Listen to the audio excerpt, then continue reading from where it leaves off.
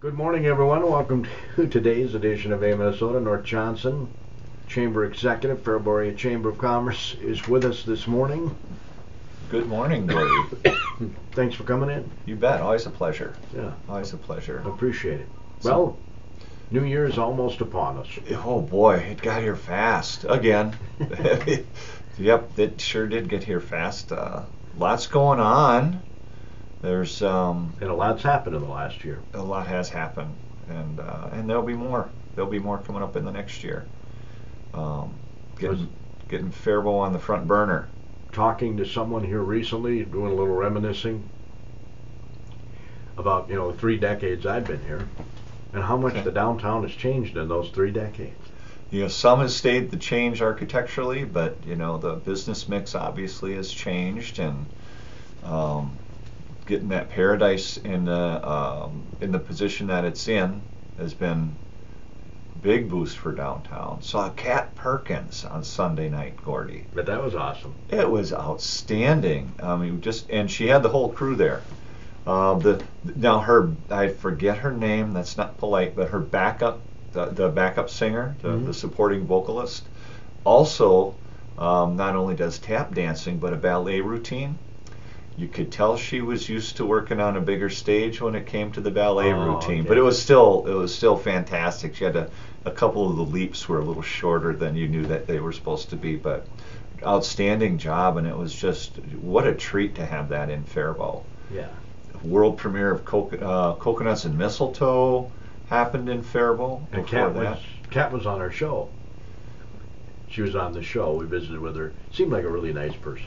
Oh, she absolutely. She stayed after the show, took a ton of pictures with kids and fans. It was a great job getting that put together at the Paradise, and she made mention that she'd like to make that sort of an annual thing. Oh, the Christmas show, you mean? Yeah, in Faribault. That would just be dynamite. So she talked about how wonderful it was to be in Minnesota. She had a song even she wrote, Minneapolis and St. Paul.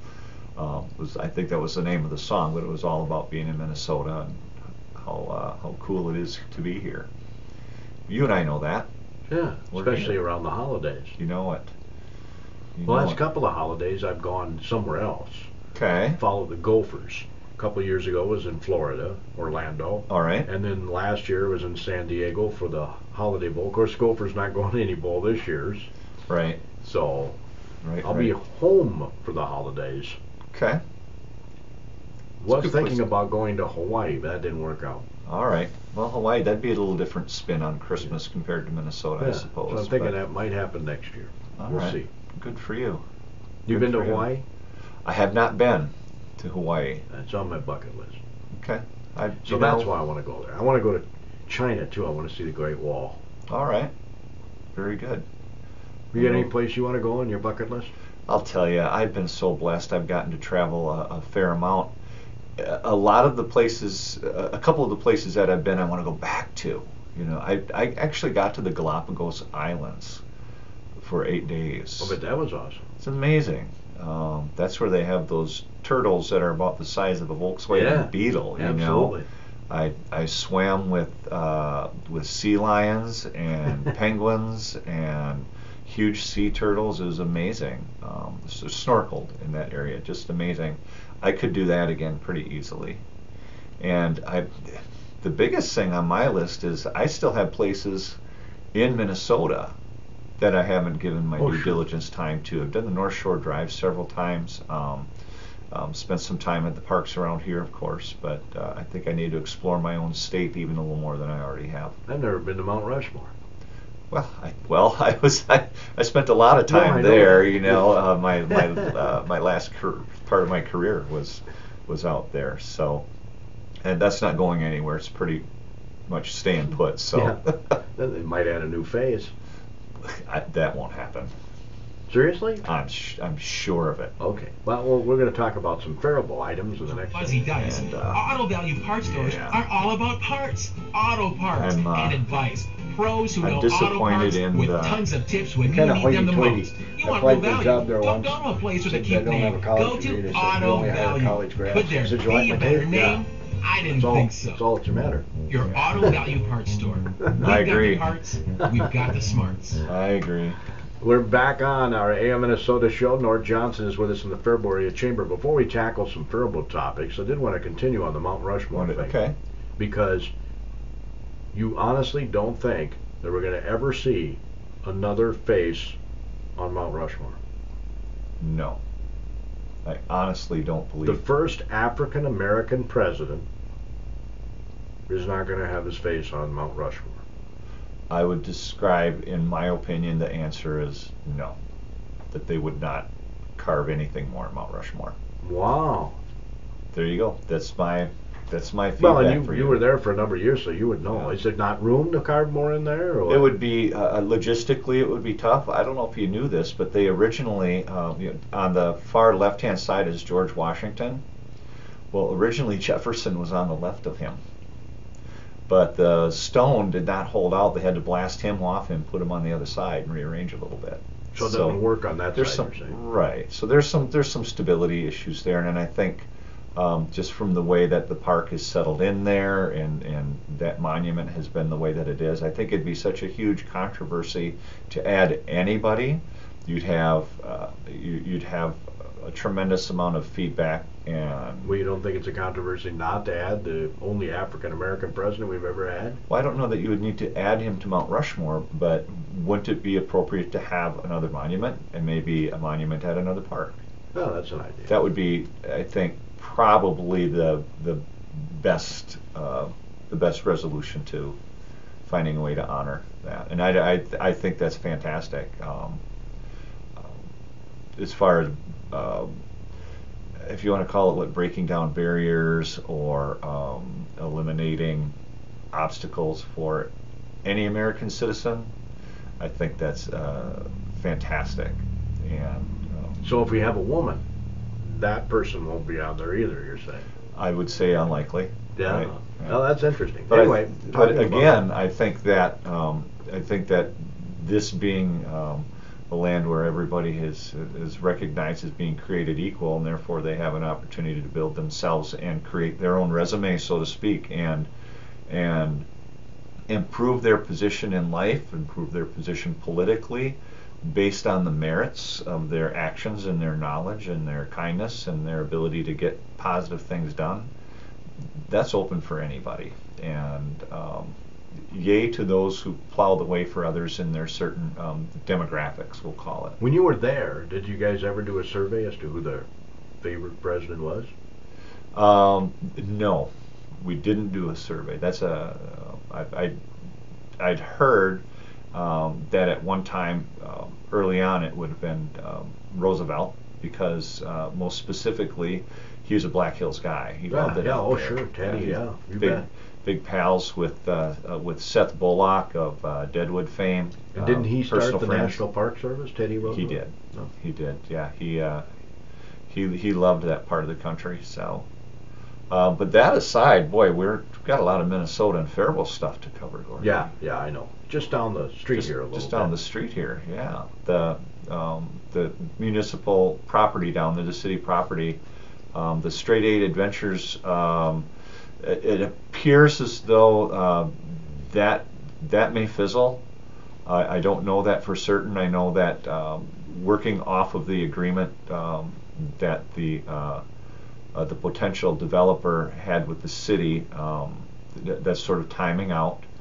I do think, importantly, the feedback that everybody has gotten from the idea of adding that type of amenity in Faribault, we got to pay attention to that.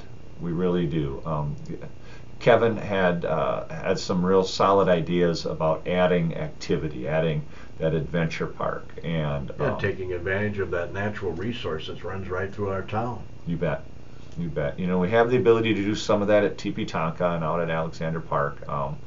The idea that there would be another spot to access that resource safely and within, the certain boundaries that have been laid out by the watershed district, and there's easements down there. Of course, the railroad property has 50 feet either side of the tracks, which is an encumbrance on development down there as well. But if not there, there's still a lot to be said for the idea that's been brought forward that we could do more around the active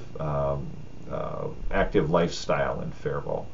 So certainly we should all be paying attention to that. I know that we will be, and I know that other partners that we have will be. So what's the hang-up? My understanding is currently there's not been a full site plan submitted.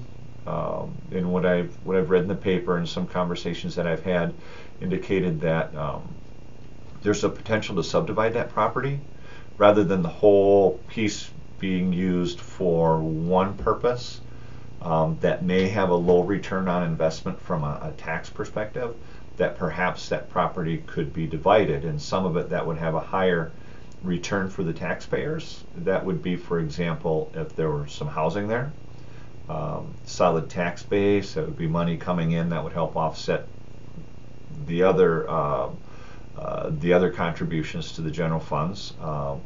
That'd be positive. But combining that with some sort of an attraction that may be a little lower return on the tax base, but like I said, as the Straight 8 Adventures had talked about, his ideas have gotten a lot of traction as far as adding the activities that he wanted, is proposing down there.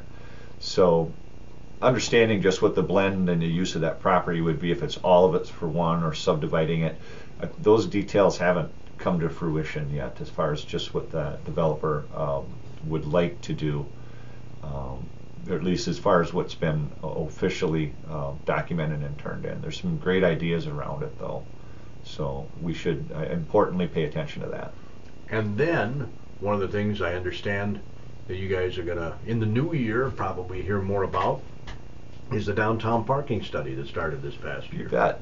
So we've got a solid and active group, and it's downtown stakeholders. It's including the Main Street organization, and I sit on that committee in part with that. And there's property owners, there's city staff, and it's good because we've got a blend of some millennials and some that have been around the downtown blocks quite a few times because they've had time to do that because they've been around a while, and then just we got some real solid staffers in the city of Faribault. And the group came together, it's been about a year ago, and started the work of making proposals to alleviate the real and some perceived parking issues in the downtown. And the group worked real hard and came up with a list of priority projects, things that would make the most sense, and ranked them. What are most agile things to do? What can we do without spending a lot of money or trying to acquire property to knock it down and either put surface parking or ramps in? Those are kind of long-term projects. Right. Now your group, I'm assuming, dusted off the old parking studies before you embarked on this one. Exactly right. And there was consensus among the group. There are at least two studies that are still close enough to today's date, and the face of downtown hasn't changed substantially. That the results of that study were still valid, I think, to a % of margin of error that made it agile enough for us to use those studies. But as you noted at the beginning of our show, when I talked about going down memory lane, the 30 years I've been here, right, there's more law offices, that sort of thing, where right. You don't need the kind of parking you do at a retail establishment, right? That's correct.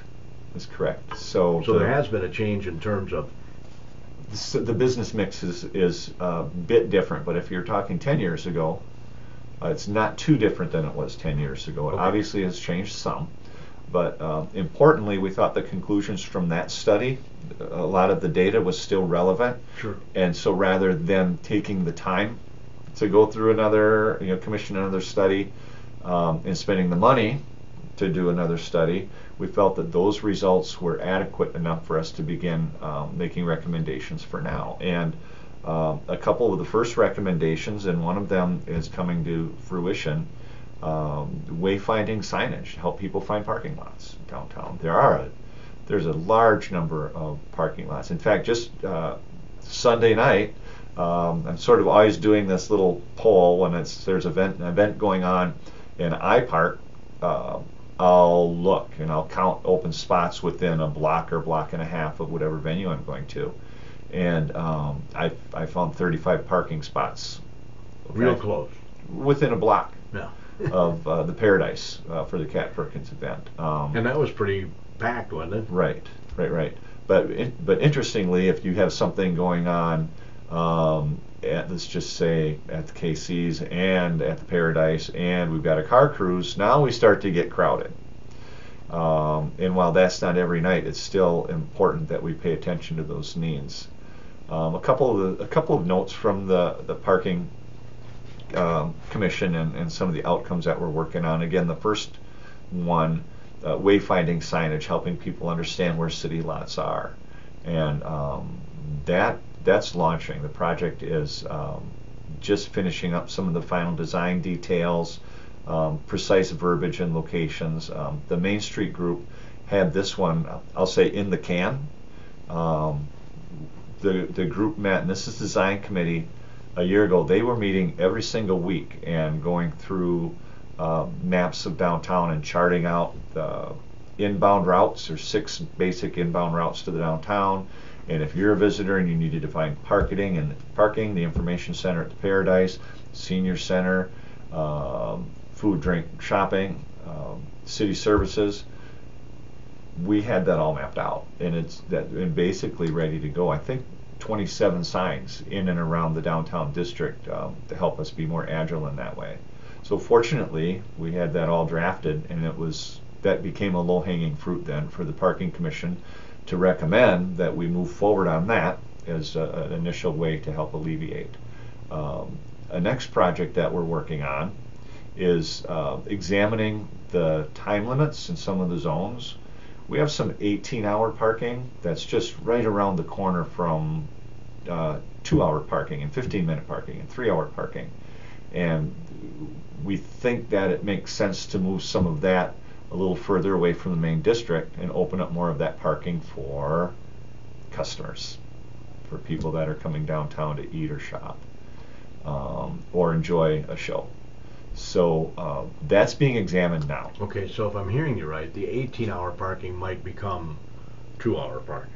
I'd suggest that that's a strong possibility based on the conversations that we've had. And we're working, excuse me, the city is doing a great job getting the right people to the table when we have these conversations. Chief Bolin and a couple of his officers were at the last meeting discussing enforceability. For example, when we remake those zones and the hours on those, so that you can put up a sign that says 2-hour parking, and a lot of people will only park there for 2 hours because they don't want to break the rules. Mm-hmm. But there's also another percent that understand, hey, if it's not being enforced, I'm just going to park there anyway all day while I'm at work, or overstay my time downtown, or leave it parked there. I did see the guy checking the tires at the lot over here at the kitty corner from here, the lot at kitty corner from our station. Yep. The other day. So I do know that they do enforce, and so we just want to make sure that if we make a recommendation to the council for them to adopt for realigning the parking times in the zones, that that our law enforcement is ready and willing and able to do a good job enforcing any new configuration. And so did the chief voice any concern about officers doing that as opposed to maybe some other things that they should be doing? No, and he's great to work with. Our chief is great to work with, and he'll be straight up with you every time. Right. It'll be, hey, it's going to be pretty tough if we're mixing zones up all over. And it's our job, and we do that. We enforce the parking, but if you want us to do a good job of it, let's configure it a little bit more in this way. Make it Unfortunately, it blends more consistent, right? So that they don't have to necessarily make so many trips to catch every potential ticket. So we're working with them, and of course, city staff. Again, they're doing a great job following up. When they built the new, well, they didn't build it. When the police department moved into their new digs, right? but are new digs. Well, they're not new anymore, but the digs are in now. Right. There was talk about a parking ramp. Quite extensive talk at that time. Right. Now that's the exploration of a parking ramp in downtown. That continues to be a priority. I said the exploration, in other words, the due diligence. Yep. So we want to make sure first, though, Gordy, that we're recommending and implementing the low-cost, sensible changes. So with the first one being, well, let's make sure everyone knows where the parking lots are. So let's fix the signage around that. You counted 35 the other night. Right. And then secondly, let's make sure that our parking time zones are appropriate, so that we can open up as many spaces as possible. And now a next potential recommendation, and we're exploring the possibility of permitted parking. In other words, if we want to open up that parking Central Avenue, and let's just say for argument's sake or discussion's sake, a half a block either side of Central. If we want to open that up for customers, we need to understand who else are using those spots, and it would be typically staff and it would be residents.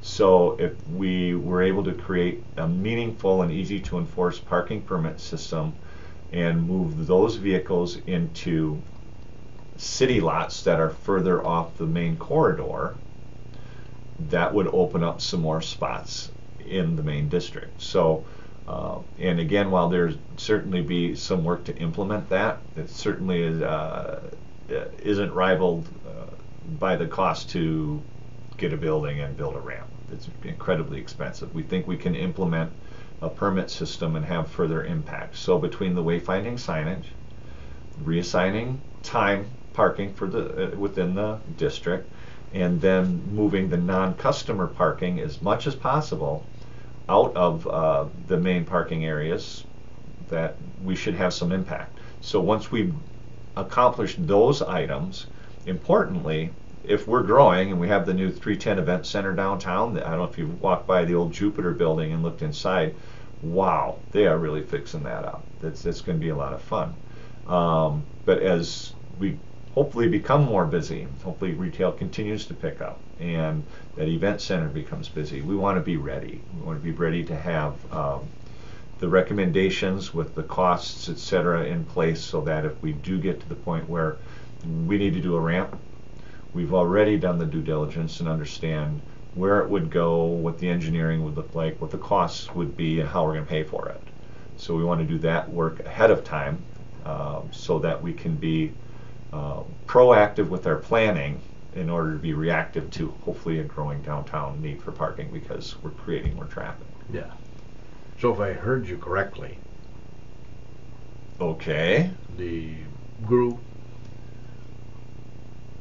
hasn't really made any recommendations officially. We made the recommendations. Other than the signage. The initial we actually, all four things that I described have already been recommended to the city.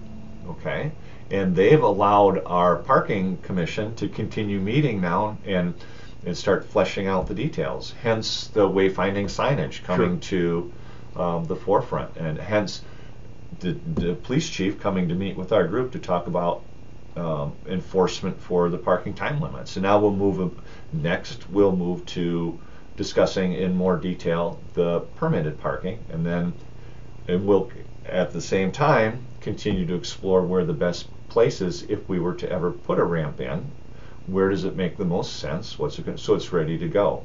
So those four things have been approved by the council for exploration, and we have the blessing to continue to get together, work out the details, and bring the final, more than a recommendation, but solid proposals to the city for them to help us implement one at a time. And we'll continue logically down that path with the least expensive but hopefully most impactful changes in policy and signage to what would be the most expensive and the least agile, which would be the creation of a parking ramp. We are going to try, we believe, for one of our downtown car cruises, when we have other events going on this summer, we're looking at the possibility of trying trolley service downtown. Trolley shuttle that would make about a 15-minute loop between all of the public parking lots and then right down Central Avenue, that people could hop on, park in park in one of the city lots, hop on the shuttle, get dropped off right downtown where they want to be, and then hop back on to get to their car later. So that's one of the opportunities that's been brought up. So we're likely gonna give that a try this summer downtown for one of our downtown car cruises. And we'll keep you posted as we get closer to that decision. Maybe you could have wagon rides. Well, that would sure be fun, wouldn't it? Bring the horses down for the night for the trolley. Just a thought. Just Nice. a thought. Well, you have a Merry Christmas, Nort, and wish everybody down at the chamber, for all of us here at KDHL Power 96, a Merry Christmas. Oh, I absolutely will do that. And Gordy, thanks so much to KDHL for all your support, and having us come and be able to share what's up is just really important. The relationships been fantastic, and we're hopeful that we'll be able to continue. Yeah. You got to get out to Bell Field too. I got pictures up on our website if you want to, improvements there. Oh, nice. I was by there the other day. They're going at it. KDHLradio.com, power96radio.com. That concludes today's edition of AM Minnesota, KDHL AM Faribault, Minnesota.